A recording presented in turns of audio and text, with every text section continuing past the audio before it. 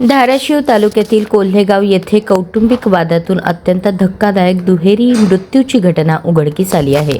पतीने पत्नीचा गळा दाबून खून केल्यानंतर स्वतः शेतातील झाडाला गळफास घेऊन आत्महत्या केल्याची घटना समोर आली असून परिसरात खळबळ उडाली आहे. ढोकी पोलीस ठाण्याच्या माहितीनुसार आरोपी श्रीकृष्ण तुकाराम टेकाळे वय 27 राहणार कोल्हेगाव तालुका जिल्हा धाराशिव याने 9 सप्टेंबर 2025 रोजी पहाटे 4:45 ते सकाळी 7च्या दरम्यान कौटुंबिक वादाच्या कारणावरून पत्नी साक्षी श्रीकृष्ण टेकाळे वय 22 हिचा गळा दाबून खून केला. घटना घडल्यानंतर आरोपीने स्वतःच्या शेतातील बांधावर असलेल्या लिंबाच्या झाडाला गळफास घेऊन आत्महत्या केली.